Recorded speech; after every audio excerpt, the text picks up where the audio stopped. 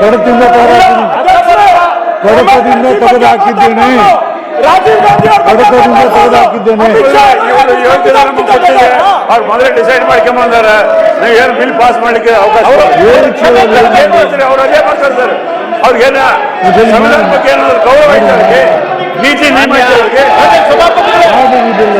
ನೀತಿ ನಿಯಮ ಬರಲ್ಲ ಅವರು. ಸಂವಿಧಾನ ವಿರೋಧಿಗಳು ನೀವು ತೋಳಿ ಸರ್. ಮಾನ್ಯ ಸಭಾಪತಿಗಳೇ, ನಾನು ರವಿ ನಾನು ಇನ್ನೂ ಎರಡು ಬಿಲ್ಗಳಿವೆ. ಸಭಾಪತಿಗಳೇ, ಇನ್ನೂ ಎರಡು ಬಿಲ್ಗಳಿವೆ. ಮಾನ್ಯ ಸಭಾಪತಿಗಳೇ, ಕೆಳಗಡೆ ನಂದು ರಿಪ್ಲೈ ಕಡತದಿಂದ ತೆಗೆದುಹಾಕಿದ್ದೇನೆ. ನನಗೆ ಗೊತ್ತಿಲ್ಲ. ಇಲ್ಲ, ಕ್ಷಮೆ ಕೇಳಬೇಕು. ಏನಿದು? ಎಂತ ದುಂಡಾವರ್ತಿ ಇದು? ಈ ದುಂಡಾವರ್ತಿಗೆ ದ್ವೇಷ ಭಾಷಣ ಮತ್ತು ದ್ವೇಷ ಅಪರಾಧಗಳ ಪ್ರತಿಬಂಧಕ ವಿಧೇಯಕ ಕೇಳಬೇಕು.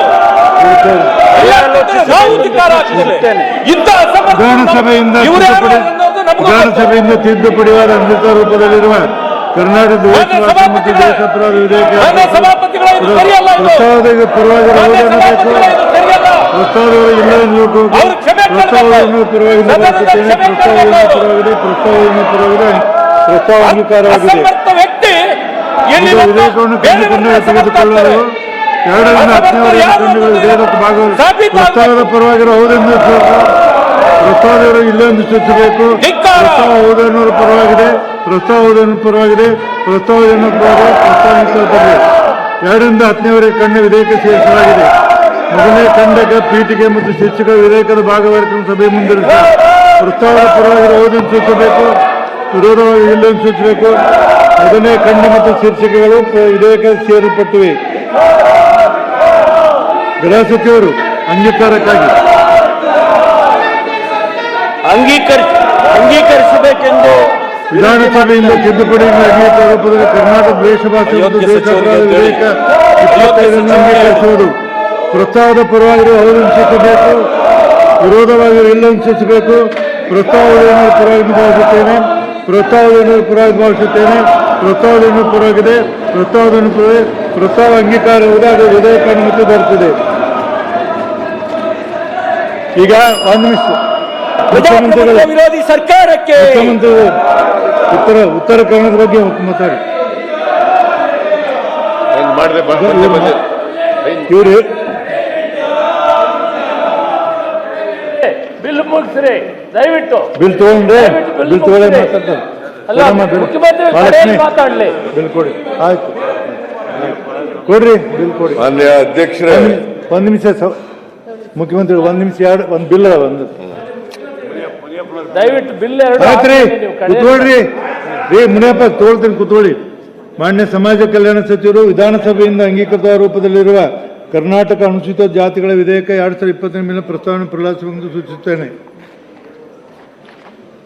ಮಾನ್ಯ ಸಭಾಪತಿಗಳೇ, ವಿಧಾನಸಭೆಯಿಂದ ಅಂಗೀಕೃತ ರೂಪದಲ್ಲಿರುವ 2025ನೇ ಸಾಲಿನ ಕರ್ನಾಟಕ ಅನುಸೂಚಿತ ವರ್ಗಗಳ ಉಪವರ್ಗ ವಿಧೇಯಕವನ್ನು ಪರಿಗಣಿಸಬೇಕೆಂದು ಸೂಚಿಸುವುದು. ಕರ್ನಾಟಕ ಅನುಸೂಚಿತ ಜಾತಿಗಳ ವಿಧೇಯಕ 2025 ಪ್ರಲಾಪಿಸುವಂತೆ ಪ್ರಸ್ತಾವನೆ ಮಂಡಿಸಲಾಯಿತು. ಏನೋ ಹೇಳ್ತಿದ್ರು ಹೇಳಿ. ಮಾನ್ಯ ಸಭಾಧ್ಯಕ್ಷರೇ, ಕರ್ನಾಟಕ ಪರಿಶಿಷ್ಟ ಜಾತಿಯ ಒಳ ಮೀಸಲಾತಿಯನ್ನು ಕಲಿಸಬೇಕು ಅಂತ ಹೇಳಿ 2023ನೇ ಇಸ್ವಿನಲ್ಲಿ ಕಾಂಗ್ರೆಸ್ ಪಕ್ಷ ಚುನಾವಣೆಗೆ ಹೋಗುವ ಸಂದರ್ಭದಲ್ಲಿ ತನ್ನ ಪ್ರಣಾಳಿಕೆಯಲ್ಲಿ ಜನರಿಗೆ ಆಶ್ವಾಸನೆಯನ್ನು ಕೊಟ್ಟಿದ್ವಿ. ನಮ್ಮ ಸರ್ಕಾರ ಅಧಿಕಾರಕ್ಕೆ ಬಂದರೆ ಒಳ ಮೀಸಲಾತಿಯನ್ನು ಜಾರಿ ಮಾಡ್ತೀವಿ ಅಂತೇಳಿ. SC ಸಮುದಾಯಗಳಿಗೆ, ಅನುಸೂಚಿತ ಜಾತಿಗಳಿಗೆ ಒಳ ಮೀಸಲಾತಿಯನ್ನು ಕಲ್ಪಿಸ್ಕೊಡಿದೆ ಅಂತ ಹೇಳಿ ಚುನಾವಣಾ ಪ್ರಣಾಳಿಕೆಯಲ್ಲಿ ಭರವಸೆಯನ್ನು ಕೊಟ್ಟಿದ್ವಿ. ಅದರಂತೆ ಸರ್ಕಾರ ಅಧಿಕಾರಕ್ಕೆ ಬಂತು ಜನರ ಆಶೀರ್ವಾದದಿಂದ. ಸ್ವಲ್ಪ ಮೈಕ್ ಬಿಟ್ಟು ಮಾತಾಡಿ ಸರ್. ಮೈಕ್ ಬಿಟ್ಟು ಸರಿ ಮಾತಾಡಿ. ಹಾಂ, ಪೇಪರ್ ಹಿಡಿಬೇಡಿ, ಪೇಪರ್ ಹಿಡಿಬೇಡಿ, ಪೇಪರ್ ಹಿಡಿಬೇಡಿ, ಮೈಕ್. ಹಾಂ, ಬರುತ್ತೆ. Okay okay okay okay. ಸರ್ಕಾರ ಅಧಿಕಾರಕ್ಕೆ ಬಂದ ಮೇಲೆ ಸಚಿವ ಸಂಪುಟದಲ್ಲಿ ಒಂದು ತೀರ್ಮಾನ ಮಾಡಿ ನಿಮ್ನ ಜಾತಿಗಳಿಗೆ ಒಳ ಮೀಸಲಾತಿಯನ್ನು ಕೊಡಬೇಕು ಅಂತೇಳಿ ಸಚಿವ ಸಂಪುಟದಲ್ಲಿ ತೀರ್ಮಾನ ಮಾಡಿ ಕೇಂದ್ರ ಸರ್ಕಾರಕ್ಕೆ ಶಿಫಾರಸು ಮಾಡಿದ್ವಿ. ಅದರ ನಂತರ ಕೇಂದ್ರ ಸರ್ಕಾರದಿಂದ ಯಾವುದೇ ಅಂಗೀಕಾರ ನಮಗೆ ಸಿಕ್ಕಲಿಲ್ಲ ನಮ್ಮ ಸಚಿವ ಸಂಪುಟ ಶಿಫಾರಸಿಗೆ.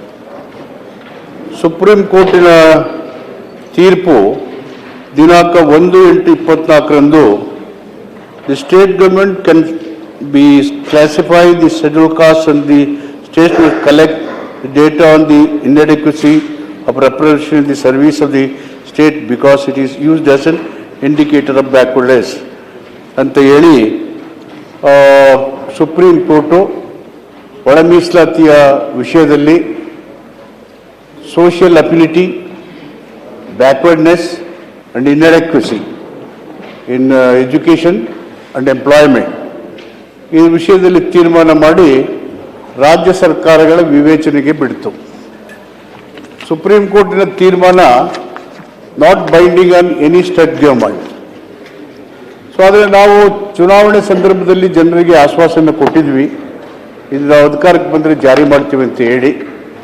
ಕೋರ್ಟಿನ ತೀರ್ಮಾನದ ಹಿನ್ನೆಲೆಯಲ್ಲಿ ಸರ್ವೋಚ್ಚ ನ್ಯಾಯಾಲಯ 1/8/20 ಆದೇಶದಂತೆ ಕರ್ನಾಟಕ ರಾಜ್ಯದಲ್ಲಿ ಪರಿಶಿಷ್ಟ ಜಾತಿ ಒಳ ಮೀಸಲಾತಿ ಕಲ್ಪಿಸಲು ಸಚಿವ ಸಂಪುಟ ತಾತ್ವಿಕವಾಗಿ ನಾವು ನಿರ್ಧರಿಸಿವಿ. ಸರ್ಕಾರ ಸೇವೆಗಳಲ್ಲಿ ಪರಿಶೀಲಿಸಿದ ವಿವಿಧ ಉಪಜಾತಿ